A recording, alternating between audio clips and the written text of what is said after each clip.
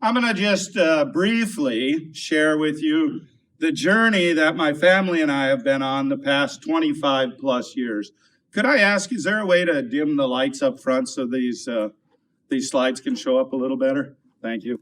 So it's a journey that we've been on for 25 plus years, and I'm going to go through it rather quickly. I want to make it perfectly clear. I am not here in any way to tell you how you should or shouldn't run your operation. Only you can determine that. I'm simply here to share with you my story, the story of our ranch, and how we've gotten to the point we are today. Now I did it, huh? Go to the next one and see if there's notes on that one. There we go.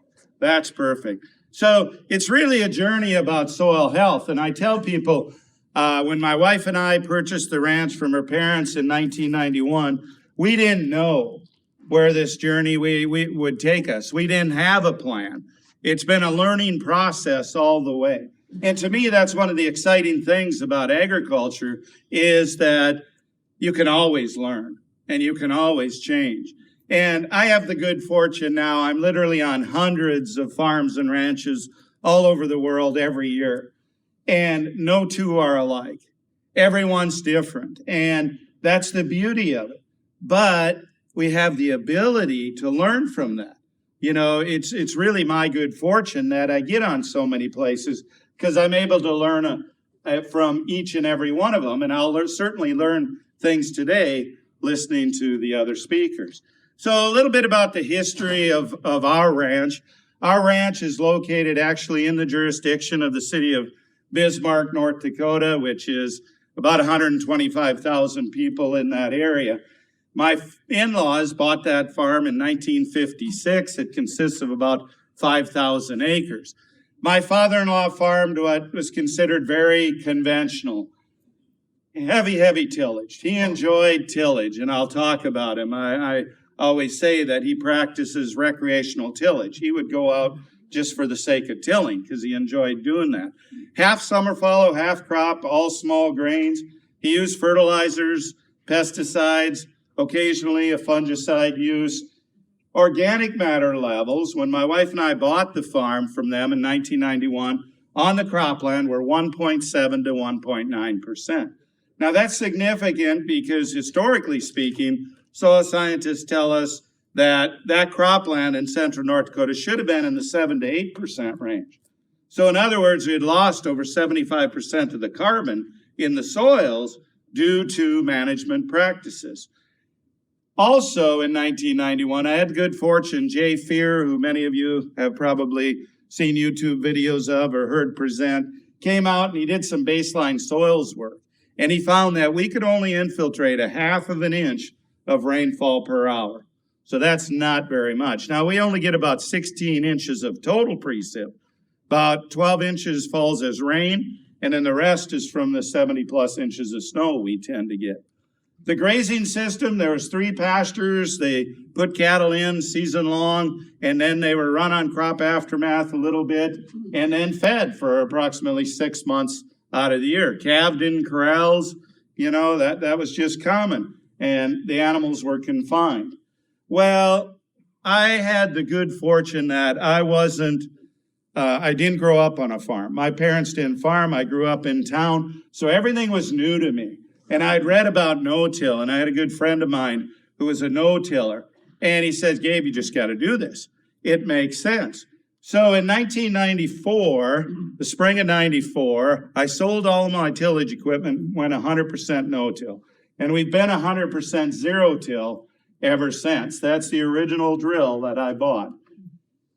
1994, we also added peas to the rotation. You know, my father-in-law was spring wheat, a little bit of barley, a little bit of oats. That's it.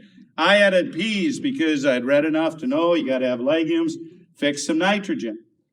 That fall, following the peas, I went in with winter triticale and hairy vetch.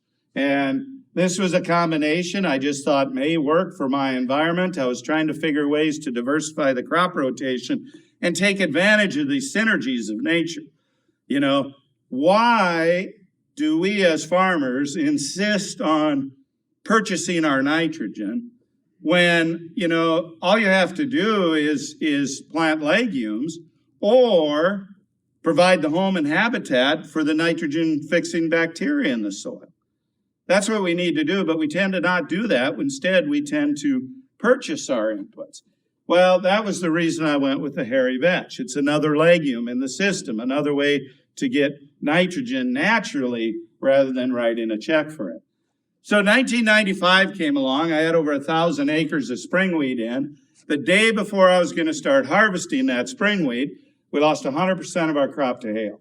Now, I never had any hail insurance at the time. My father-in-law had been there 35 years. He had hail twice, but never to any great extent. So we just didn't think it was a wise decision. Well, I learned differently. 1996 came along. That spring, I added corn to the rotation. I was trying to diversify a little bit. No-tilled the corn into that hailed-out wheat stubble. Unfortunately, we lost 100% of our crop to hail again. So 2 years of zero crop income, things were getting kind of tough. Banker was kind of squeezing me a bit, and I had to learn, okay, how am I going to make this work? My wife and I both took off farm jobs to try and make the payments. 1997 came along and we dried out. There was nobody in our area who combined an acre back then. So I was 3 years of no crop income. And it was at that time that I heard Don Campbell speak, as Colleen said, and he made the statement, if you want to make small changes, change the way you do things. If you want to make major changes, change the way you see things. And I knew then and there that was the answer. I will never, ever forget him saying that. That was life-changing to me, that statement. And I knew I had to observe and figure out, okay, banker's not going to loan me any money anymore. How am I going to make this work without having to sell the farm? Well, 1998 came along, and that's actually a photo I took that evening, and you can guess what that led to. So that happened in June. We lost 80% of our crop to hail. So then things were really, really getting tough. But what do you do right after a hailstorm? I didn't have feed for livestock. So I went in, scraped enough money together. I planted cowpeas and Sudan grass, legume and a grass, a pretty simple mix. But I was trying to grow something to feed the livestock. Now, truth be told, my intention was to put this up for forage as baled hay. But I literally did not have enough money to pay for the twine and the expense of baling it. So we turned our cattle in there in the winter and grazed them. That was the start of winter grazing. And it was also a real start of getting animals back out onto the landscape, particularly the cropland. Now think of what happened. So I had 4 years. I'd already gone no-till. We had 3 years due to the hail had put a tremendous amount of residue or armor on that soil surface. We didn't disturb that. Biology started feeding on that. We were doing soil tests every year, and we noticed organic matter levels were starting to rise significantly. We also started integrating the cattle. That was another step to this process. I really realized that what I was doing was I was taking the dirt that we started with, and we were starting to grow soil. And that's really what it's about. Now, I'm blessed. I have 2,000 acres on our ranch that is what we consider native prairie. In other words, to our knowledge, it's never been tilled. It's pretty impossible to till it. It's up, down, a lot of rocks. I spent a lot of time as I was out moving my livestock observing what you see on native prairie. And what we noticed was that nature acts in a certain way. And as I travel around the world, I see this as a constant. Nature always acts in context, and I'm going to talk more about these coming up. There's no mechanical and there's limited chemical disturbance in nature. Plants put off chemicals all the time, but we're not putting the copious amounts of chemicals.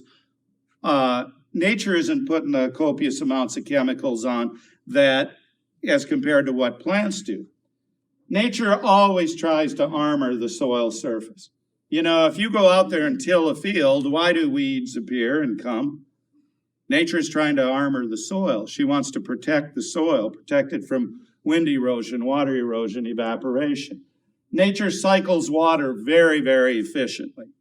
Well, I mentioned that when we started, we could only infiltrate 1/2 of an inch of rainfall per hour. That's not very efficient. That's on our cropland. But then you go on native prairie, we can have a 2-inch rainstorm and it'll infiltrate. Why the difference? Because of our management. In nature, there's living plant root networks. There's mycorrhizal fungi moving these nutrients and moisture throughout the soil profile. We've lost that due to our management. Nature cycles nutrients via biology. And this is the hardest one for us as farmers and ranchers to understand. You know, one of the worst things that ever happened in farming and ranching was World War II, where they took after World War II, they took the munitions plants and converted them to produce synthetic fertility. So it became cheap for us to buy that. But as we're seeing 70, 80 years later, that's coming at a great cost to our ecosystem. And then the other thing is nature, there's thousands and thousands of years of research and development. It's hubris of man to think that he can impose his will on nature. You know, nature knows what she's doing. It will always win every time. So these principles, the first is context. And I know many of you are familiar with the 5 principles of soil health. My business partners and I added the 6th principle, context, because there's many of us who are farming and ranching out of context. You look at your environmental context. Where are you at environmentally? Only certain species grow there, yet it seems we're trying to impose our will and get species to grow in an area where it's not. Ecological context is different on every single farm or ranch. You might have different soil types as compared to your neighbors. You know, you definitely have different precipitation as compared to those in other areas, correct? So there's an environmental context we need to look at. There's financial context. How much capital do you have? For the past 25 years, my wife and I have ran an intern program on our ranch where we bring interns in and they help through the summer and they get an education as a part of that. Every intern pretty much that comes, the first thing they want to do is run out and buy land. That's exactly the wrong thing for somebody starting out in farming and ranching to do. We have different financial context. Don't do that. You grow your operation till such a time you can afford to pay cash for a good part of that land. Then you purchase it. There's community context, everything family through society. How many family members are involved? What type of community do you have? Because that'll play a role in how you farm and ranch. And then I really believe there's a spiritual context. You know, those of us involved in farming and ranching know that faith plays a great part in that. You know, we work with life and death every day in our business. You have to have that spiritual context in order to succeed. Understand that it's different for every single one. So back that after my wife and I purchased the ranch from her parents, I started a purebred cattle operation. I started calving in January and February in North Dakota. That is out of context. You know, and I'm ashamed to say I did that for 25 years. That is out of context. Now we calve in context. You know, my son took this picture right when he got out of college, moved back to the ranch, and he took this picture to show all his college buddies, this is how calving should be. You know, we now calve in late May and June, out on grass the way it should be. Much more enjoyable. The animals like it, much less stress on us. That's ranching in context with our environment. I was not doing that before. The second principle, least amount of mechanical and chemical disturbance possible. So this is my father-in-law. My father-in-law loved tillage so much that when he retired, he went and bought this disc, and he went and disced for neighbors, just for recreation, you know. Well, there was a lot of angst in the family when I went no-till in 1994. My father-in-law, it's a good thing he loved his daughter, or I would have been gone. He did not like that. Now, he thought he had the last laugh because when he passed away, guess what I got in his will? That's true story, you know? And that disc lasted less than a week before it was sold, okay? Yeah. This is us today. That's a picture of me planting corn into residue. Notice I don't even use trash whippers. That's way too much tillage for me. We're planting through 3 to 4 inches of residue. That's what I want to do. How many weeds are going to germinate there? Okay, how much soil am I going to lose to wind erosion, water erosion? How much moisture am I going to lose to evaporation? Okay, I'm farming in context. It wasn't uncommon for us to have a lot of pest pressure back when we were growing monocultures. Okay, well, what would we do? We'd call, airplane, local co-op, get them to spray on some pesticides, right? Then I met Jonathan Lundgren, and Jonathan Lundgren told me this, and I'll never forget it. He said, Gabe, for every insect species that's a pest, there's 1,700 that are beneficial. So what are we really doing when we spray that pesticide? Aren't we also eliminating all those beneficials? Why do we want to do that? Why do I want to write a check when nature can take care of it for me? The key I found was that I had to provide a home and habitat for those beneficials. How many of us on our farms and ranches really do that? Really provide the home and habitat for all those beneficials, right? We need to start thinking about that. We need to do that. The other thing, I had to use the latest and greatest. Okay, we got to put seed treatment on our seed, right? Got to put neonicotinoids on there, right? In order to kill those pests. But what did we see after time? We've seen a decline in the insect diversity, especially the pollinator species. Those pollinators are the same insects we need to pollinate our crops. Why do we want to do that? Also, that insecticide is killing below ground biology. There's more microorganisms in a teaspoonful of healthy soil than there are people on this planet. Yet how many of us as farmers and ranchers think about that? There's way more life below ground than there is above ground. Are we doing what's necessary to ensure that below ground biology, the same biology that cycles the nutrients for us, has a chance to proliferate and live? How many of you have heard of rhizobigy? Okay, we've got a few, that's good. So Dr. James White at Rutgers University, I strongly encourage you to Google his name. There's several YouTube videos out there. He has discovered that biology actually interacts with plants a lot differently than we thought. This photo here, drawing, depicts the root tip of a plant. Dr. White has found that microbes actually enter into that root of that plant. Once they are inside the root of the plant, they shed their outer cell walls, and then the nutrients in the biology are absorbed by the plant. Then they move up the root to the root hairs and are expelled out into the soil. This is actually the picture of a root hair on a plant. That's all microorganisms here, these small dots being expelled back out into the soil to go gather more nutrients. Once they do, they come up again. That's the nutrient cycle. Yet what are we doing by applying these seed treatments? We're killing all this biology that cycles the nutrients. Now, if that isn't mind-blowing enough, what Dr. White has also discovered, that during the reproductive phase of the plant, that biology moves up through the plant onto the seed, and it's there on the seed, so when that seed falls on the ground or is harvested and seeded, that biology is there to start the process all over again. Yet what are we doing in our infinite wisdom in ag? Are we not treating that seed? Killing the very biology that make this cycle happen?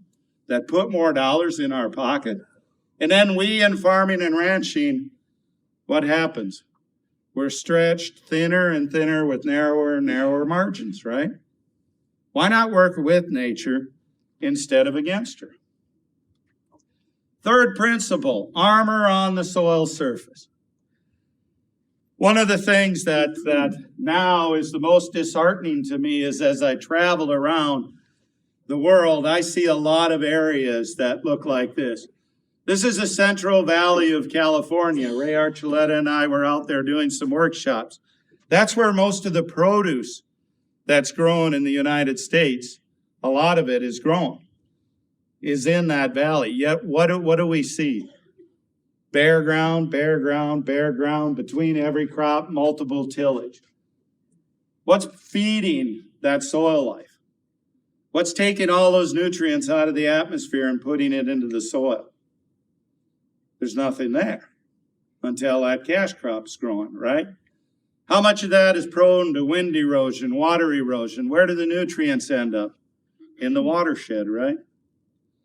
It's not only through tillage, though, it's also through our management. If, like me, you're in cowboy country, everything that can be baled or put up for forage is, and it's removed. We're removing all that biomass from the soil surface. I needed to get away from that. So I've gone to the point now, this field is actually seeded, okay? That's what my fields look like after we're done seeding. How much soil am I going to lose to wind erosion, water erosion? And now we're also planting green. Now, where I'm at in North Dakota, there's, we only have about 110 frost-free days. So I'm very limited in time. I can't get this rye to anthesis where rolling will work. So we seed green into it and then terminate the rye with a herbicide. But I have a living plant in the soil as long as possible. And it's not only for crop farming, for grazing also. I travel around to too many places where I see overgrazed pastures. And that's all due to a lack of proper management. This is one of my native pastures. I took this photo last year after we had grazed it and it had recovered. So our rangeland and pasture land is grazed approximately one day every 12 to 14 months. In my environment, with my limited moisture, it takes that long for those plants to fully recover. Your context is going to be different. You get more moisture, you can graze more often. But the fact is, we're grazing way too often, many producers, then they do not have that armor on the soil surface. Very, very key and important to a healthy ecosystem. Fourth principle is diversity. This is one of our native paddocks. If you look at that paddock, you see a tremendous amount of diversity. I tell people I bought this land in 2003. I bought it for two reasons. Number one, tremendous amount of diversity in a native ecosystem. Number two, with that amount of rocks, I'd never be tempted to till it, right? For 5 years, my son taught rangeland management at the local community college. He brought his students out to this paddock, and in 2 hours' time, they collected over 140 different species of grasses, forbs, and legumes. That's the type of diversity that nature dictates works best. Yet what are we doing in production agriculture today? It's all about monocultures, right? When I started, my father-in-law was strict monoculture, cash crops, spring wheat, oats, barley. The haylands that we had, monoculture alfalfa, monoculture. I started to diversify. This is hairy vetch, winter triticale, and cereal rye. Now I've added to that, we're also growing yellow blossom sweet clover and winter barley. I'm developing a winter barley variety that'll overwinter in North Dakota. Been successful 2 years in a row. Now I'm getting diversity into that mix. We can do that. This is corn with multi-species covers grown between the rows. Many producers are doing that. You're seeing that here in Michigan too. And then the diversity in our pastures. Why don't we want it? See, I had to put this photo in for you guys. It shows that I do have a tree there in North Dakota. Just one, yeah. Yeah, when the wind blows, there's a lot of cattle stacked behind there. Fifth principle, living root in the soil as long as possible. If farmers could do one thing that would really change their operation, besides eliminating tillage, it'd be this one. We have to have a living root in the soil as long as possible throughout the year. Never, ever pass up the opportunity to cycle carbon. Okay? What crop you grow here? Just shout out. What's one crop you grow here? Corn and soybeans. Yeah, they're growing everywhere. Okay? If you take a corn plant, soybean plant, cut them off, dry them out, what's left? What's that comprised of? 97% of what's left will be approximately carbon, oxygen, hydrogen, and nitrogen. What do those four elements have in common? Carbon, oxygen, nitrogen, hydrogen. They're all found in the air, right? So 97% of what your plants need, I don't care whether we're talking tomatoes, blueberries, corn, soybeans, comes from the air. Do we ever think about that? Yet what are we doing? We think we have to feed it all those things, right? How do we take that out of the air, put it into the soil? Right here. Living plants. Yet how many farmers are doing that? Okay? What this picture depicts, this field up front, this was a Syrah rye, winter triticale, hairy vetch field that I combined. That's my most profitable cash crop year in and year out. I immediately then, the next day, I was in there with bin run oats, barley, peas, and 2 pounds of daikon radish. Now, I could graze this if I so chose. It's there, though, just to cycle those elements out of the atmosphere and put them into the soil to fuel the next year's cash crop. Why do we insist on doing things the hard way? Why not let nature do it for us? And people say, oh, that's too expensive. Really? Take one field of yours, grow some peas and some oats together, combine it, and you've got enough seed for last you for years, right? Buy 2 pounds of daikon radish, throw in there just as a nitrogen sink. And you're starting the process. This isn't rocket science, okay? Also, we added the very, very diverse covers into our system. They're an important part of the system now because we're optimizing solar energy collection. How many different leaf sizes and shapes do you see there? Is any sunlight that falls on that field, is it going to hit the soil or is it going to hit a leaf? It's going to hit a leaf. If it hits a leaf, photosynthesis is going to occur. And I'm going to take those elements and put them into the soil. Sixth principle, livestock integration. And I know this is difficult. We work with clients too that do not integrate livestock. But as often as possible, we're going to try and do that. Today I can drive for hundreds of miles and not even see a fence. We've removed the livestock from the landscape and put them into confinement. And then we wonder why the urban public is so upset with us. Yeah, if we don't pay attention, they're going to start dictating through legislation what we do. We need to get livestock out of confinement and back out on the land. Now on our place, we integrate livestock and we grass finish animals. So this particular field, this was a fall seeded biennial. Spring wheat, winter wheat, winter triticale, winter wheat, hairy vetch, sweet clover, forage winter wheat, all seeded in the fall. We grazed that off, went in immediately with a warm season mix, and now we're grazing it with grass finishers. So we've added double crop cover crops into our cropping rotation. The energy and nutrients that this is accumulating, plus what falls out of the back end of the livestock will fuel the next year's cash crop. We can grow extremely profitable cash crops following this with zero synthetic inputs.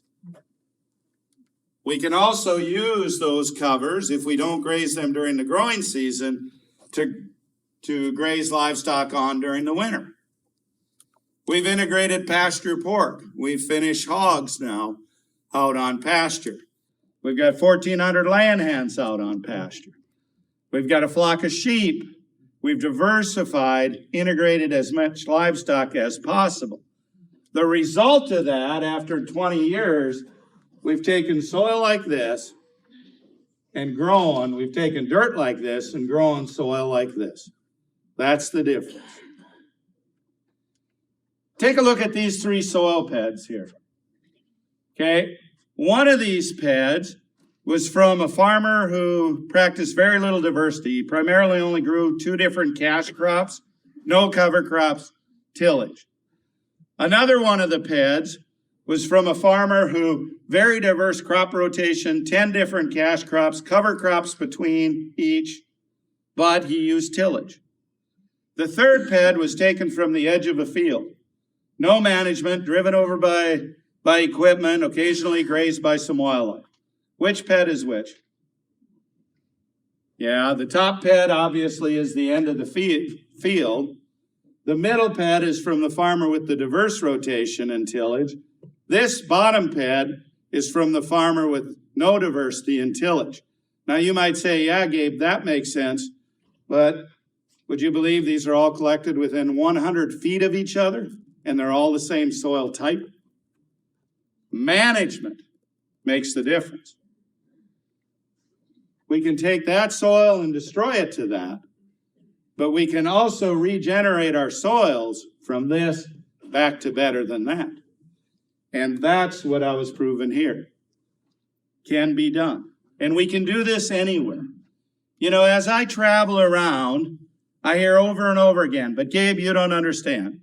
My soil's sandy. You don't understand. My soil's heavy clay. You don't understand. I get too much moisture. Do you understand we can do that? I'm not 99% confident that these principles will work anywhere in the world where there's dry land production, agriculture. I'm 100% confident. If you don't believe me, I will bet you, your farm against mine, that I can do it on your farm. Come on, take me up on it. Okay. I'm waiting for that bet. I'm going to own another farm, I'll guarantee you. Because they're the principles of nature, they work anywhere. The tools we use, as Colleen said, are different. You're not going to grow the same crops that Gabe grows in North Dakota. You're not going to run the same species of livestock. You may not use the same brand of equipment. That doesn't matter. The principles are the same. Understand the principles, implement those principles, and here's what will happen. Now, one of the benefits of having a big mouth and traveling all over is I get a lot of scientists who want to come to my place to do research. Okay, we have an open door policy on our ranch. Anyone can drive up our driveway at any time and look at anything they want. My wife does not like that policy too much at times. Last summer, we had 2,640 people drive up our driveway that we were aware of. Okay, there's others that come, when we're not home.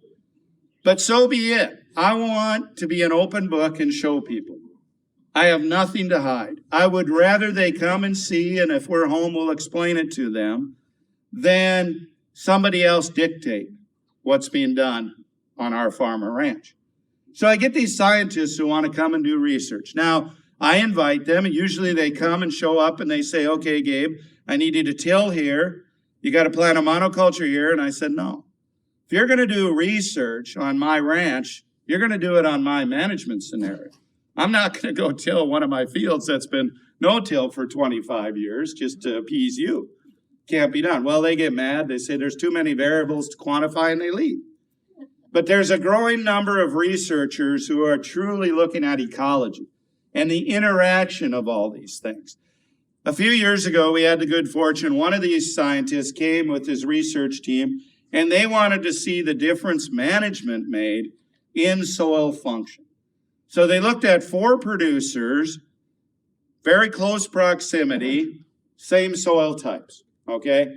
In other words, it was me and 3 of my neighbors, unbeknownst to a few of the neighbors, but that's another story, okay? So producer A uses tillage, but has a high amount of diversity. They grow a wide array of different cash crops, very, very diverse rotation. They do not use any synthetic amendments, but they do use organic soil amendments, such as fish meal, rock phosphate, chicken litter, etc. No real cover crops except for alfalfa and sweet clover, which are occasionally plowed down. No livestock integration. So this producer had sunflowers growing that year. What do we see? We see the capping, that crust on the soil surface. That's indicative of a tilled field. Once it dries out, you'll always have that crust. That's going to inhibit, right, moisture from entering. It also is going to warm up the surface, and you're going to have very high soil temps. You see the horizontal breaking down here where those tillage layers were. Now, the scientists did biodiversity studies. They found a tremendous amount of above ground biodiversity. By that, I mean insects, birds, etc.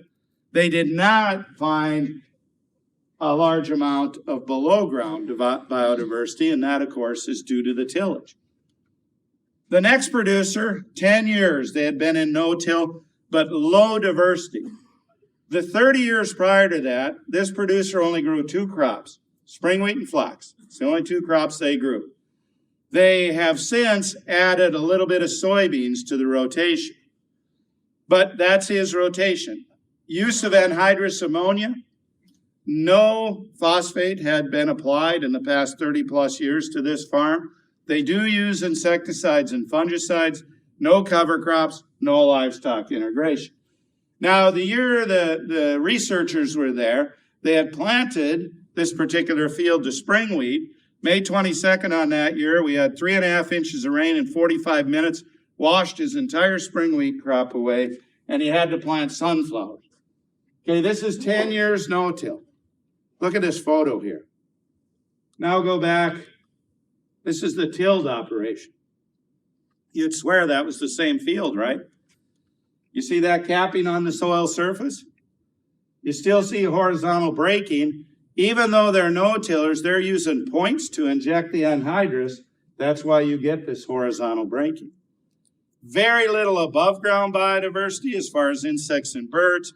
Very little below ground biodiversity. We didn't notice any earthworms or other macroorganisms. The third producer, 20 years, no-till. Medium diversity, but high input type system. This producer grows corn, sunflowers, barley, soybeans, spring wheat, tremendous amount of inputs. They're going to put it on. There's going to be seed treatment on all the seed. There's going to be both dry fertilizer and liquid, both pre and post. Insecticides, fungicides are used. No cover crops, no livestock integration. Look at that soil there. This surprised the researchers more than anything else. Look at that. That's like a brick. Okay? We'll get to why in a few minutes. Look at those roots of those sunflowers. They move down, get a hard pan, move horizontally. They can't even penetrate through it. That's so hard. No above ground biodiversity, minimal below ground biodiversity. The fourth producer is myself. We're 26 years no-till. We grow a wide variety of different cash crops. Occasional herbicide. Now, since this was done, most of my cropland now is 7 years with no synthetics of any kind. So I could easily be certified organic if I wanted to. No glyphosate. We haven't used glyphosate for many, many years. We try and get a cover crop growing on every cropland field every year, either before the cash crop, along with it, or following a cash crop. But we're going to have living plants as long as possible throughout the year. And then we integrate as much livestock as we can onto the cropland. And that's what our soils look like. And yes, I made sure it was a really nice picture. So, okay. A little bit of difference though, right? The amazing thing, and I tell people, if I had one regret in going down this journey, I wish I would have had the foresight to archive my soils.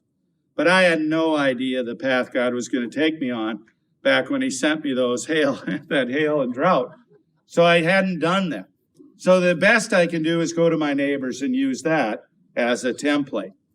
Now, as part of this study, the scientists looked at the soil analysis as far as nutrients. I want to explain one term before I go any further, and that's water extractable organic carbon. I don't know if you've heard of that. Your agronomist better be talking to you about it if they're a decent agronomist. Think of it this way. Organic matter is the house where biology lives. Water extractable organic carbon is the food. It's the refrigerator in that house because it's what biology eats. One of the real issues we have today is that 95+% of the soil tests being taken out there, it's probably closer to 98%, are fairly meaningless. They only give you a snapshot of the inorganic fraction of nutrients that are available the day that test was taken. They don't tell you how much food's in the system, okay, and then how much total, both inorganic and organic nutrients you have that will cycle via biology. So here's the analysis from these 4 farms. This is pounds of nitrogen, phosphorus, and potassium. Okay, I want you to look at the top 3, the other producers here. Obviously, the producer that uses the most tillage has the least amount of nitrogen because it's going to volatilize and be released during that tillage practice. But look at that. There really isn't much difference between those 3. Okay, and then you look at mine. Now, what I haven't told you is I have not applied a single pound of either synthetic or organic amendments since 2007, okay? Yet look at what I've got for nutrients. People told me for years, yes, Gabe, you can plant legumes and you can get nitrogen, but you're going to run out of phosphorus and potassium. Really? Then why do my numbers keep going up? And we are not applying manure except what falls out of the animals as they graze or run out there. Okay? So where's it coming from? What's holding back this first producer from getting these numbers? Now, I should step back a moment and make this clear. Thank you. My neighbors have every bit as much nutrients as I do in their soil. Here's what they don't have. Water extractable organic carbon, the food that biology eats. Look at that, I got over 4 times. Doesn't matter their scenario, their farming style, their stewardship practices, they don't have the food. Remember I said green living plants, taking all those nutrients out of the atmosphere, pumping them into the soil? It's biology that's the difference. So what's holding back the first producer? Tillage, obviously, right? Remember, that producer had a diverse rotation. Excess tillage is destroying this. What's holding back this second producer? Lack of diversity. Plants have the ability to send out root exudates to attract biology to cycle different nutrients, bring those nutrients to them. If you don't have diversity, how's the plant going to get the nutrients it needs? Third producer, high use of synthetics. Remember this soil? Oops. Right there. What's happening here? Okay, he's using such high inputs, all soil breaks down to about 11 to 1, 11 parts carbon, 1 part nitrogen. He's applying so much synthetic, he's feeding that biology all that nitrogen. The biology is going to go, okay, for every 1 part nitrogen, I need 11 parts carbon. It's destroying, eating all the carbon in the soil aggregate, and you're getting these compressed soils, right? It's all management that's making that. You give me management of any of these 3 farms, give me 10 years, I'll get you numbers like that. It's strictly management. That's how come I can stand here and be so confident I can do that anywhere. And we'll talk more about that. Okay, how about organic matter? Look at those neighbors, 1.5 to 1.7. Remember when I told the history of our ranch? We were at 1.7. Today, my cropland fields are from 5.3 to 7.9. Most of you in this area have higher organic matter levels. You once had really high organic matter levels because you were more fungal dominant. You were a forested area. But look at that. Each one of these producers has something holding them back from advancing the carbon that they have in the system. Rainfall, infiltrations per hour. Remember, I told you J-Fear tested 1/2 inch per hour. Look where my neighbors are at. That tells us in that area of North Dakota, you're going to level off at those numbers, okay? I'll show you coming up what we can do now. And people say, yeah, Gabe, but how fast can you do that? This is Michael Thompson in western Kansas. Fairly dry environment. 3 years, that's his soil. He's changed it in 3 years' time. Are you working with nature or against it? That's, each of you has to decide on your own. Ask yourself that question. Take a look at those principles. They're constant everywhere. You go on your farm or ranch, these principles are there. One of the things I really had to realize is this. My farm is a direct reflection of me. So if you come to Gabe Brown and say, but Gabe, you don't understand, I'm not going to feel sorry for you one bit. Because your farm or ranch is a direct reflection of you. It can be what you want it to be. Your management, your stewardship determines that. So take a look at your farm or ranch. What issues do you have on it if you're in Michigan or wherever you're from? Do you see a lot of weeds? Do you see pests? Does drought seem to be a problem? For many of you, flooding is a problem, right? How about, do you have salinity issues? That's becoming a greater and greater problem across the upper Midwest. How about poor fertility? Are you having to put on more and more inputs to get the same yield? How about this, compaction? I hear it all the time. Got to go till because I got compaction. Every one of these is a symptom of a larger problem. That's all they are, is symptoms. They're trying to tell you something. That problem is a lack of diverse living plants. We can't grow soil, we can't stimulate healthy soil without living plants. Ray Archuleta said it best when he said plant and soil are one. You can't have healthy soil without living plants. Dr. Christine Jones dubbed it the liquid carbon pathway. Plants take in CO2 out of the atmosphere, photosynthesis occurs, it's converted to amino acids and all these other compounds that she calls liquid carbon. Part of that is used by the plant for growth.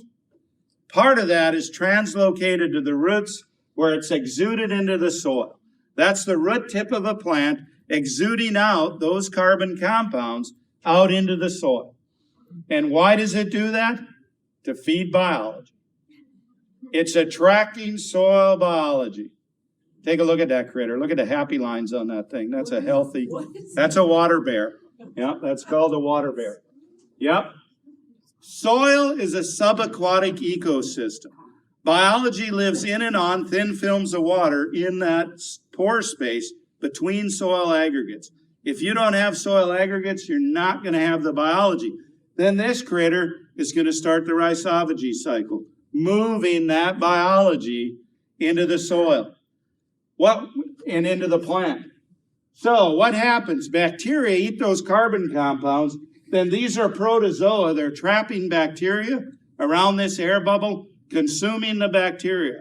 When they do that, protozoa have a carbon-nitrogen ratio of approximately 30 to 1.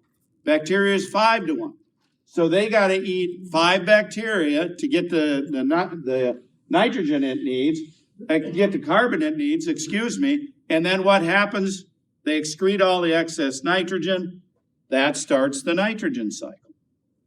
Now, part of that is consumed by biology.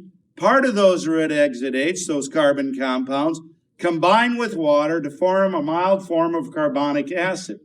And it's that mild acid that starts breaking down rocks, organic matter, etc. Okay?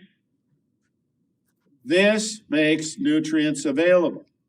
We've all driven through the mountain and we've seen this, right? Through the mountains and seen a tree growing out of a rock. How did that get there? Is there a pocket of soil in that rock? No. Here, Ray and I are in Mexico, Chihuahuan Desert. Those are grass plants. This is sheer rock here. Those are grass plants growing out of a rock. Seedling lands on the rock. It's moist long enough for it to germinate, starts to photosynthesize, excretes those compounds.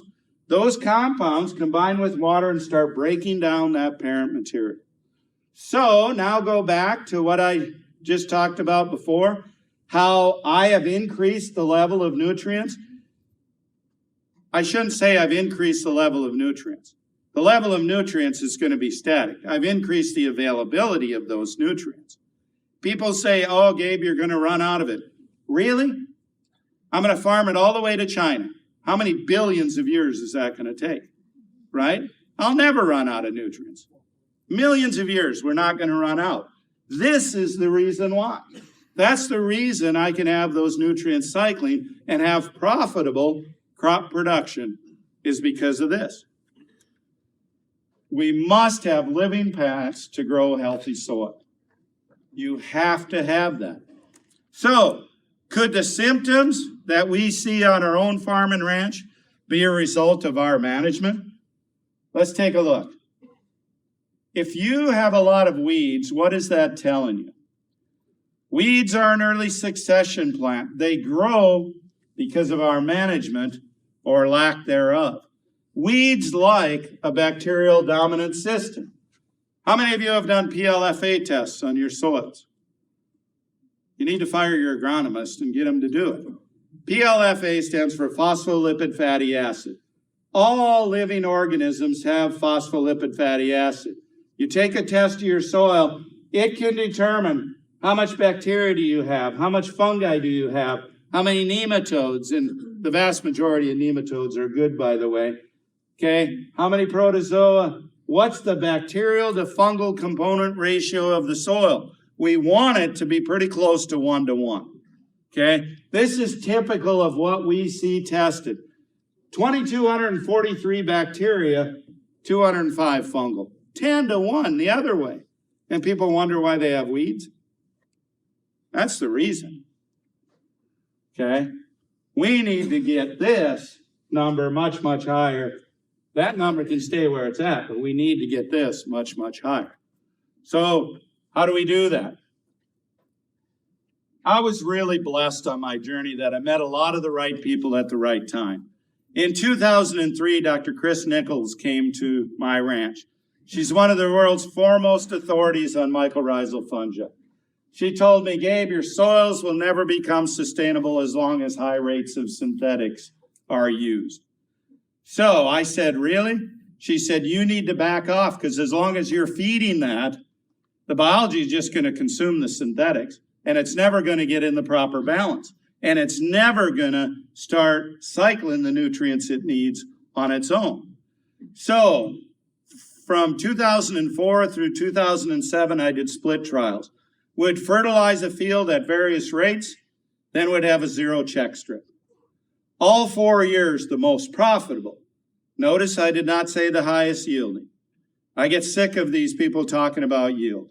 We need to be talking about profit. Yield doesn't do us any good if it's not profitable. The most profitable crop was the one where I didn't apply any. So we eliminated all of our synthetic fertility on our own land in 2008 and on our rented land in 2010. When I did that, I noticed an immediate improvement in the aggregation of our soil. Now, I want to caution you, I am in no way standing here to tell you to remove your synthetics. You do that, chances are you'll have a wreck, and then I'll be getting a phone call from you, okay? Which, it's fine. You know, I get several hundred a day. It's fine. Not because people are mad, just because they're asking questions. You have to do this judiciously. Use the proper soil testing. Where are you at in your system? And then you start weaning yourself back. I'm not going to stand here and tell every one of you you'll eliminate all your synthetics.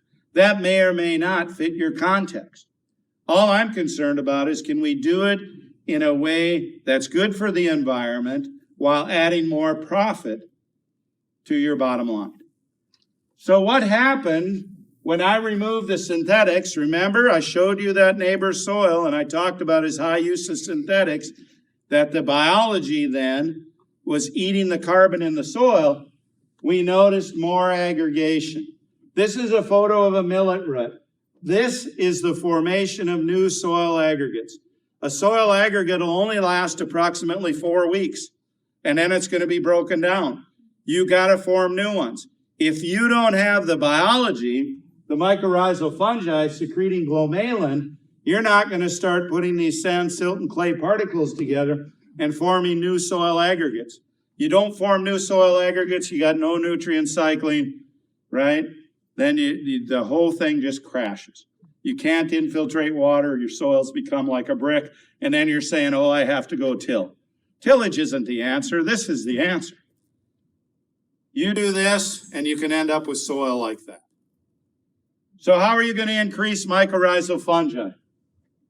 Reduce chemicals, reduce tillage, reduce not only synthetic fertilizer. The same can be said when we use a lot of manures out of a confinement type system. That's too much nitrogen in the system. We got to be careful with that also. Living plant cover as long as possible throughout the year. What about drought? Floods? Salinity issues? All those are the result of a dysfunctional water cycle. Take a look at this photo here, okay? This is just a county road separating these two fields. How come we have copious amounts of salinity here, very little here? It's totally management. When I tell you the history, this is a tilled monoculture system. This is a no-till system with cover crops and perennials added back into the system. That is 100% management there. We're seeing vast areas of the northern plains that have salinity issues. Back in my home state of North Dakota, this is problem number one. Why? Too much tillage in eastern North Dakota, too much monocultures. Plain and simple. Who agrees with this? The amount of moisture one receives is irrelevant. I got a few takers, that's good. What is relevant is effective rainfall. Doesn't matter how much rainfall you get. I don't care whether we're talking about in a drought or in areas where there's too much moisture. Effective rainfall is the amount that can be infiltrated into the soil, moved throughout the soil profile, and then stored there to when the plant needs it. So I talk a lot about my neighbors. I don't have to worry, they're not here today, so I can talk about them. This neighbor is no-till, with the exception of this low spot. Every year for the last 35 years, I have watched this neighbor come and till this low spot. My family and I, we own the land right on the other side of the road here. We set up lawn chairs and watch him do it. It's entertaining as hell. Because what happens? He tills that. The next spring, he'll get in there and get a crop seeded. We'll get a half-inch rainfall, and that's what happens.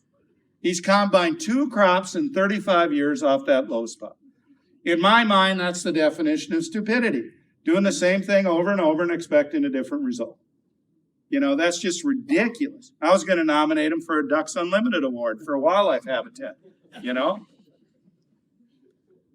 This is a photo I took off the front porch of my house, June 15, 2009. They were forecasting a major rainfall event. Started raining at about 5:30 in the evening. By the next morning, we'd had 13.6 inches of rain. Jay Fear came out and took this photo.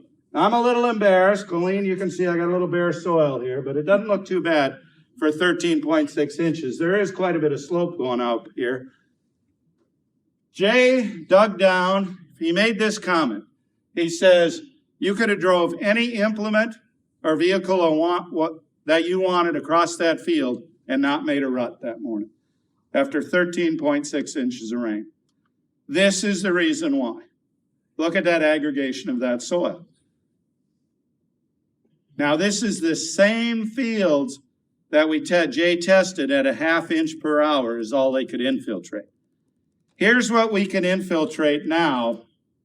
The scientists that were there doing those tests, so this is an inch of water on my, an inch of water on my cropland fields.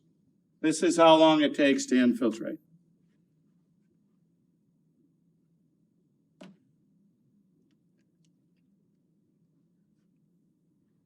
The answer is 9 seconds. So where once we could only infiltrate a 1/2 inch an hour, we can infiltrate the first inch in 9 seconds, the second inch in an additional 16 seconds. 2 inches in 25 seconds. I've never, ever seen it rain that fast, right? So if you got problems with compaction, salinity, drought, floods, look in the mirror. Go look in the mirror. You know, I just wonder. Now, yes, I'm not saying it'll alleviate it 100%. You know, the tragedy we had in the Central Plains with the flooding last spring, I'm not saying that could have been alleviated 100%, but think of the difference that could have been made if we'd have decent infiltration rates. Instead, what are people doing? Oh, I got to go put in tile drainage. Why would anyone want to write those checks rather than just, let's focus on the soil health, right? We have many of our clients who were considering putting in tile drainage after 3 years now of management with cover crops, building soil health, building soil aggregation. No need for that. I've come to the conclusion way too many farmers must have tax problems that they want that expense, because it's simply a lack of management is the reason they need to do that. Too much or too little? If you have too much water, you need to increase your crop intensity. In other words, diversify your crop rotation, grow more cover crops. If you do not have enough water, you need to increase your water holding capacity. That means you need more carbon in the soil. The way to do that is through roots. 2/3 of your organic matter increase approximately will come from roots. You have to grow more covers. It's all about living plants, plain and simple. It's only going to happen with good soil aggregation and structure. You have to have high populations of mycorrhizal fungi and biology. Case in point, this is organic matter and available water holding capacity. So whether you have sand soils, silt loam, or clay soils. When I started, I was less than 2% organic matter, which means I could hold less than 2 inches of water in the top foot of the soil profile. Now I'm down here. Look, I can easily hold 5 or 6 inches. 2016, 17, and 18 were 3 very dry years in central North Dakota. We had 5.6, 8.2, and 11.6 inches of total precipitation for the year. I farmed all 3 years, raised profitable cash crops every year, grazed all my livestock every year without buying feed. This makes me resilient to drought. Resiliency. That's what it's about. The water cycle depends on plants. Okay, next one. How about poor fertility? If you're happen to put on copious amounts, and I'm going to say nutrients, I'm not only talking about synthetics, talking about organic amendments also. My question to you is this: what soil test are you using? Soil tests used today claim that your soils lack fertility, but do they? How many of you have done total nutrient extraction test on your farm or ranch? Good, got a few. That's great. So, total nutrients extraction is the soil's bank account. It looks at how much both organic and inorganic compounds you have in the soil. Now, part of our business, Understanding Ag, this last year, we tested 45 farms in the northern Great Plains in Canada that are enrolled in a program we're overseeing. We used total nutrient extraction. We measured in the top 12 inches. We just did the top 12 inches of the soil profile. Any guesses as to the amount of nitrogen average on 45 farms? Top 12 inches? 9,000 pounds. The lowest farm we tested was 4,000 pounds. Okay? Is there a need for any one of those farms to add nitrogen? How about phosphorus? 2,300 pounds in the top 12 inches. Potassium, 11,000 pound average. Okay? Now think of yourself. Have you had to add any? I'll guarantee you your levels aren't going to be a whole lot different. There'll be some. You've got plenty of nutrients. How about micronutrients? Look at this. Look at the micronutrients. 2,000 pounds of sulfur, 40,000 pounds of calcium. Look at iron. 60,000 pounds of iron just in the top 12 inches. Our soils are not deficient in iron. And yes, that is a pun I put up there purposely, okay? They are deficient in living roots and biology. That's the only difference between my farm and my neighbors. I have more living plants than they do, a lot longer throughout the year. That makes biology available. That drives the system. What we tested on 45 farms, there was no deficiencies. Why do we insist on applying fertilizer instead of focusing on having a living plant, which would promote the biology we need to make those nutrients available? Now, I want to be clear about that. Total nutrient extraction is looking at the organic fraction and inorganic. The soil test your agronomist shown you is simply showing you the inorganic fraction. What's water soluble today? It's not tied up with a carbon molecule, okay? You need the biology to break that bind and to cycle those nutrients. So what's the total value of that? On those 45 farms, just the average, look at that, $3,600 worth of nitrogen, $1,100 worth of phosphorus. How much would be available in 4 feet, 6 feet, 8 feet, 10 feet? How deep can the roots go in your soil? On our ranch, we're involved in a very intensive monitoring study of the carbon cycle. We've spent $170,000 to monitor carbon on 600 acres of land. This is a very extensive study. We took over 300 soil probes 4 feet deep. What we found is we did not probe near deep enough. It's an incomplete test because I have well aggregated soils now 4 feet deep. Roots are going down 4 feet in most of my fields. So now this next year, we're going to add more money to it and go 8 feet down and try that. Are you farming the top 6 inches of your soil? Or are you farming the top 6 feet? The choice is yours. Do we really need to be applying the amount of fertility we are? Okay, are we holding it on our landscape or what's happening with it? Our soils are going down the watersheds, right?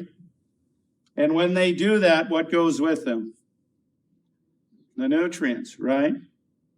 It's a proven fact that well over 50% of the nutrients you apply in any given year go down the watershed. They're not uptaken by that plant.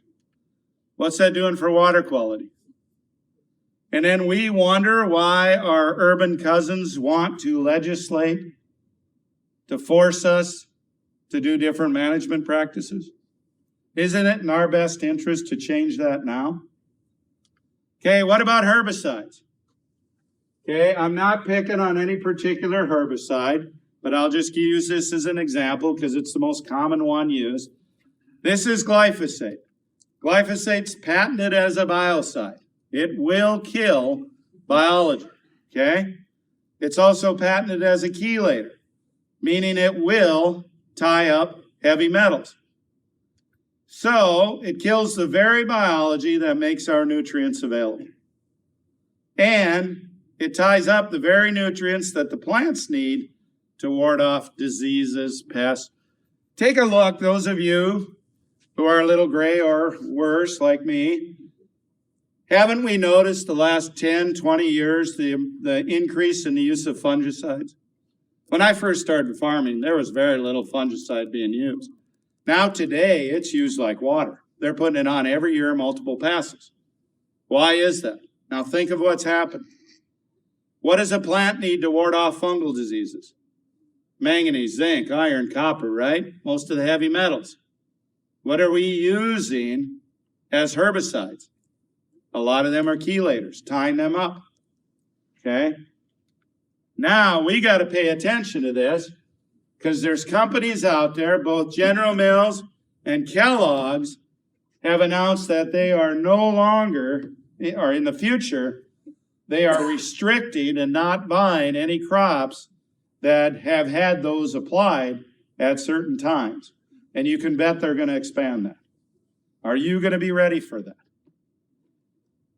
So my question to you is, what are all those inputs doing for our profit? After those 3 years of hail and year of drought, that's what my bank account looked like. I tell people we were so broke, the banker knew when we bought toilet paper. You know, that's pretty broke. Okay? This is out of Stats Canada, but look at this. The green down here is net farm profit. This is input cost. Okay? Why do we put up with that? Why do we put up with that? We are told that we need to produce more and more to feed the world, right? Hey, I'm feeding the world. I hear that all the time. So we focus on yields and we focus on pounds. But what does that lead to? What do higher and higher yields and pounds lead to?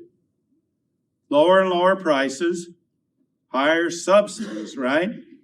Do we think our urban cousins are going to put up with that for very long? Yeah, but Gabe, we got to feed the world. There's more and more people. Take a look at this. Current world population is about 7.2 billion people. 2018, how much food did we produce? Enough to feed how many people? 2017, we produced enough to feed 10.2 billion people.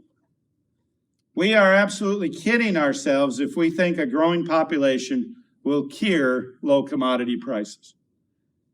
You know, we all remember 2012, 2011, 12, the drought, corn shot up, okay? What's happened to it since then?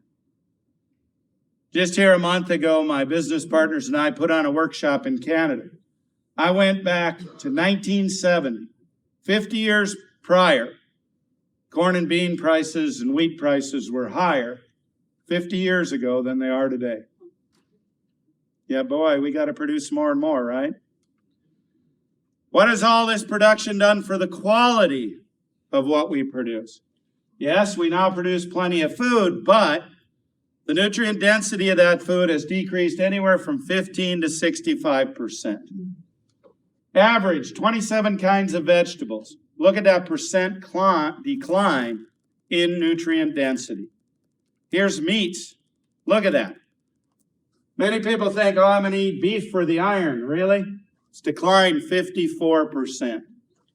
An individual today would have to consume twice as much meat, 3 times as much fruit, 4 times as many vegetables to get the same amount of minerals and trace elements as compared to 1940. The United States spends more on healthcare than any other country in the world, yet look at this.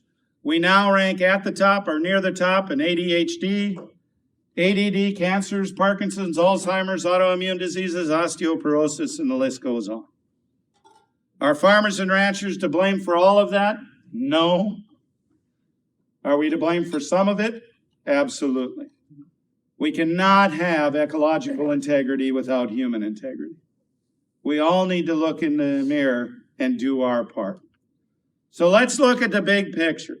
Why do I spend so much time touting regenerative agriculture? There is no set definition of regenerative agriculture, but here's my definition.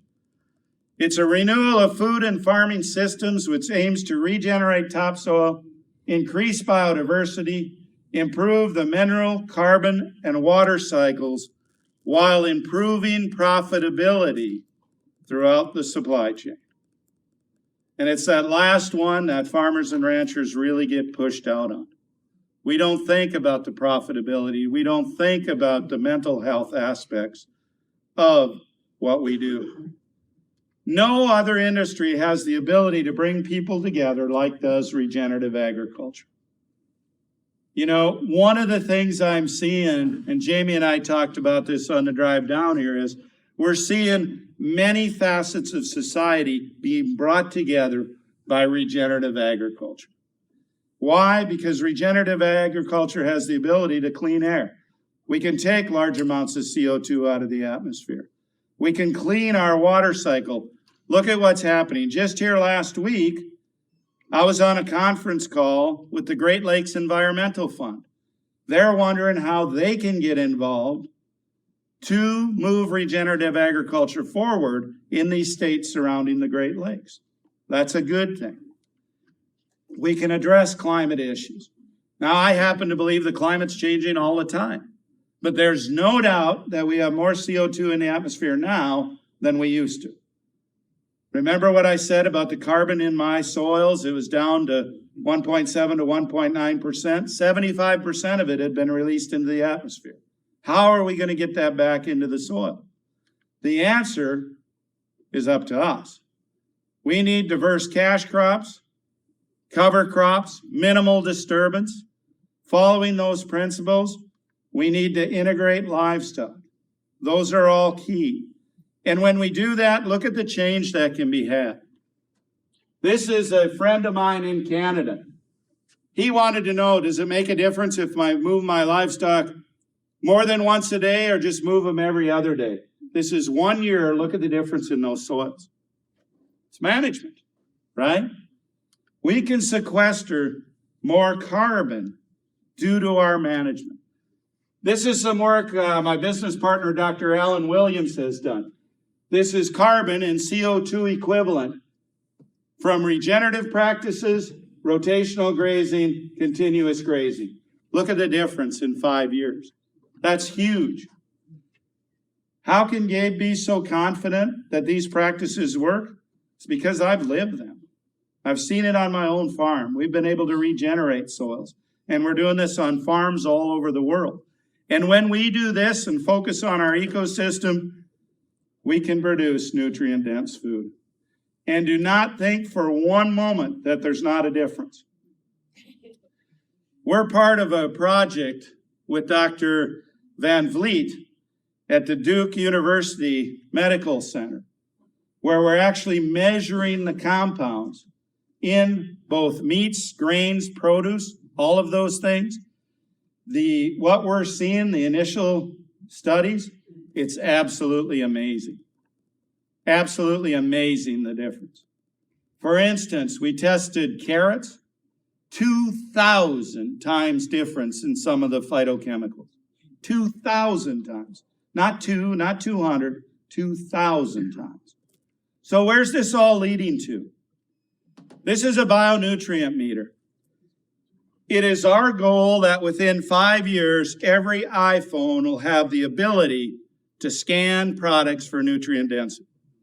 So any consumer will be able to walk up to any blueberry, any tomato, any cucumber, corn, wheat, doesn't matter, loaf of bread, scan that product, and they'll know the nutrient density of that product. Are you going to be ready for that? It's coming. This is the prototype. It's already been developed. There's a big company in Israel and another one in Japan that have developed it. We're into the testing phase now. We've already tested lettuces. We've tested carrots. We've tested milk. We're testing all products. Where's this leading to? My firm has been contracted by General Mills. We're now testing their products. We're on 90 farms, Kansas, North Dakota, Manitoba, Saskatchewan. It looks like we're going to be doing a project in Indiana coming up, where we're testing not only soil health, not only nutrients going into the watershed, but we're testing the nutrient density of what's being produced on those farms and ranches. Do you think for one moment that General Mills doesn't believe this is the future? Walk into their corporate office in Minneapolis. I was just there 3 weeks ago. right on the wall, it says, the future of our business is regenerative agriculture. They've got that right on the wall. During the summer, when you walk from their parking lot up to their main office building, there's cover crops planted there with signs what those cover crops are. These businesses see that this is the difference. Why? Because consumers are demanding it. So where are you going to be? Are you going to be selling at the top tier, bottom tier? General Mills in their organic division has set up these practices. It's a self-assessment. They put their producers in 3 different tiers based on, are they growing cover crops? What's the diversity of their cash crops? Are they zero tilling? Do they have armor on the soil surface? Are they integrating livestock? They're keeping track of this. And they want to source their products from those that are moving down the regenerative path. Are you going to be ready for that? That's the future of agriculture. I spend several hours every day literally talking to these companies that are demanding this. We have been contacted by the majority of large food companies in the United States and overseas about regenerative practices and where they'll lead us. And this is the reason we need to focus on that. For future generations.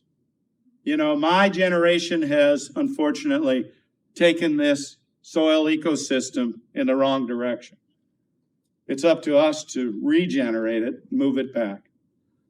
So I just simply say this to you. Your farm, your ranch is a direct reflection of you. Make with it what you want, but trust me, you can convert dirt to soil. With that, I have time for a few questions. On time, clean. I told you I would be. Questions? I went through an awful lot, yes.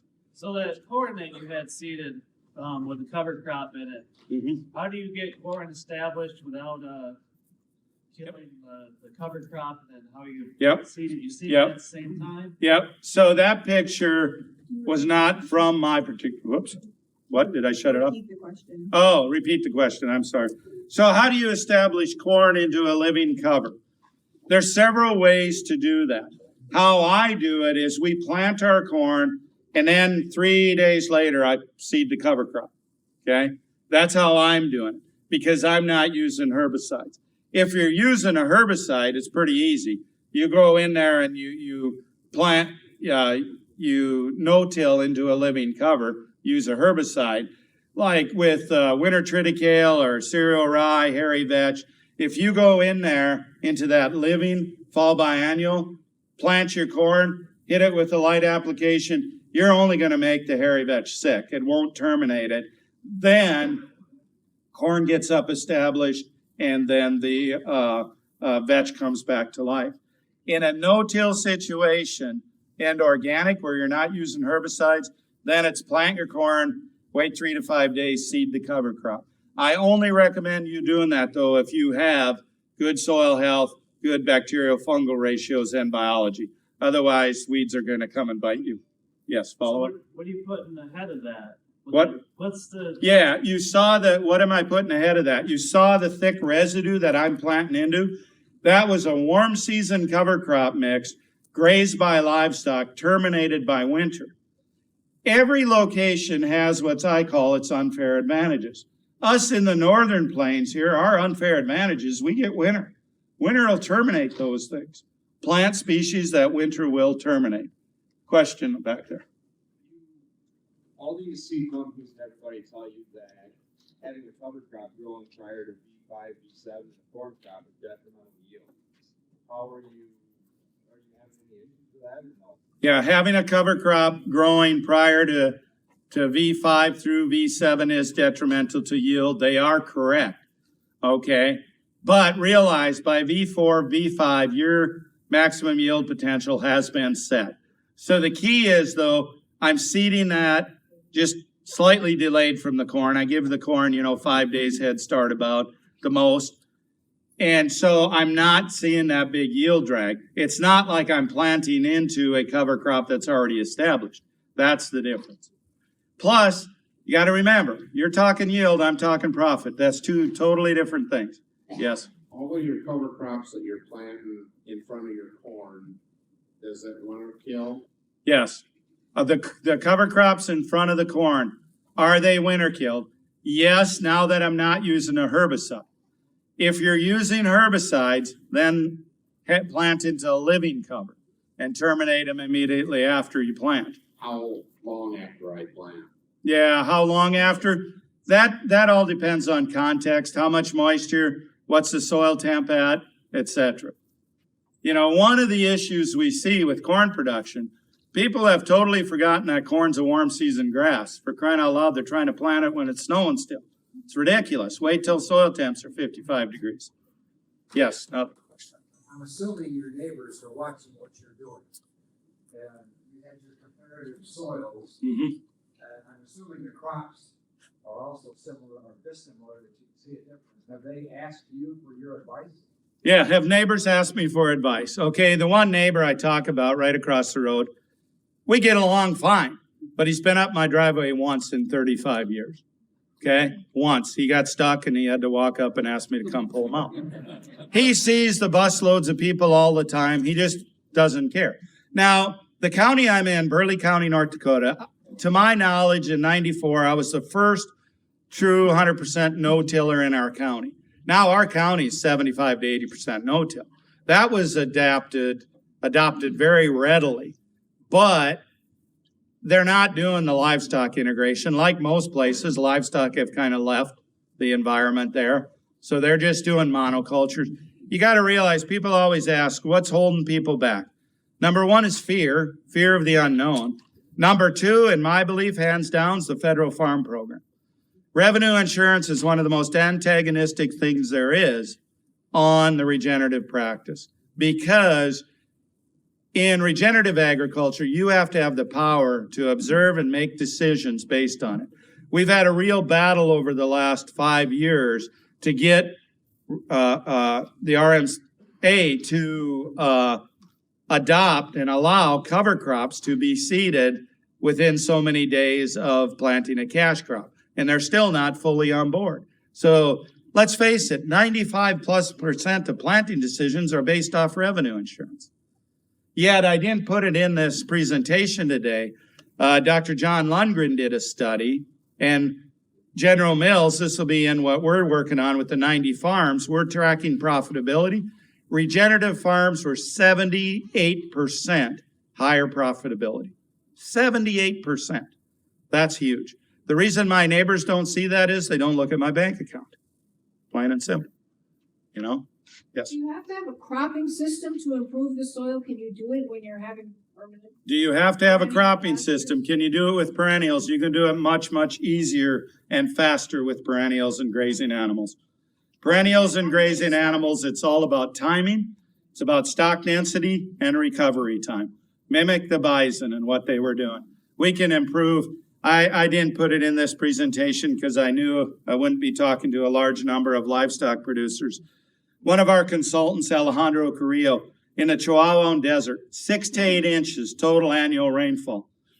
We were on Alejandro's place. You drive through 60 miles of desert, and then you open the gates, and it looks like you're in a totally different world. You got forage up to here, and just green as can be, and you cross that gate, you're in a desert. It's all management. Yes? We're looking at taking over a field that's been conventionally farmed from the fresh by multiple farmers. And it was fallow last year, so now it's all Roundup Ready weeds, about 4 foot tall. Yeah. What do you do? Yep. And what do you do to taking over conventionally farm that has a lot of herbicide resistant weeds? And that's context. Do you have livestock available? Okay. You have livestock available. We can use the livestock. It depends. Do you want to convert that into perennial grazing, or do you want to keep it in a cropping system? You know, that's up to you. Once we determine the context, that will determine our approach. Usually what we do in those situations is, I would ask the question, has it been no-tilled or has it been tilled? Tilled. If it's been tilled, you can till it once more, realize if you need to smooth it out of that, realize you're just going to plant more seeds. But with that tillage plant a very diverse cover crop mix, graze that with livestock in order to convert that to cash. That will start the process. Do you till it? the first time. I'm not saying I'd have to see it, Okay. but that's one of your options. It's all about context. Every place is a little different. Thank you. Yes. So I'm probably the only person in the room who's feeling a little overwhelmed. So if you could pick one or two items, I know you stated, but if you could restate it for people in here that are corn, soybean rotation, chemistry, fertility that's applied, one or two items. Yep. that, you know what, guys, I don't know everyone's specific Yep. situation, but here's the biggest. Yep. You gotta start somewhere. Okay, corn, soybean, Will occur otherwise. corn, soybean producers in a conventional quote-unquote system. Okay? Depends if they're no-till or not. The first thing, we got to eliminate as much as possible the tillage. Now, I'm not saying sell, go change your equipment. That might not make your financial context, So that's the first thing. We got to eliminate the tillage. David Brandt, good friend of mine, who's chairman of our Soil Health Academy board of directors, he says the number one thing he did was went no-till, added wheat to his rotation. And the wheat to his rotation, obviously wheat is not that profitable, but that allowed him the window of time to grow a longer season cover. You're kind of farting in a thunderstorm if you think planting a cover following corn or soybeans is going to capture enough solar energy to fuel the next year's crop. Not going to happen. You've got to have diverse covers for a lot longer period. That's why you diversify the crop rotation. So no-till, diversify that rotation for the reason, even if it's diversified enough to get a full season cover in it, that's just key. Yes. Me? Yep. Blueberry now and that for soy you're talking about more for corn and whatnot. Do we have to work with in between the rows? Yeah, for any of those perennial species, blueberries, etc., yes. You work between the rows with perennials. We were doing a large project on apple orchards down in the Chihuahuan Desert, and they were killing everything between the rows.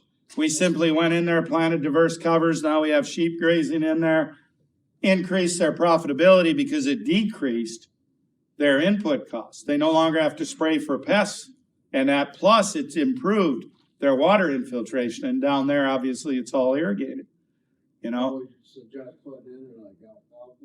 No, well, that's going to be context too. I never recommend a monoculture of legumes. We're seeing as much damage being done with overuse of legumes. Look at natural systems or low in legume percentages. You don't want a lot of legumes in the system, just some. It'll be diversity, but it'll be diversity mainly of your grasses and forbs. Yeah. Yes. What are your established yields for corn and other crops on your farm? Yeah. And what I'll do is I'll compare it to county average. Established yields was the question. So how do we compare?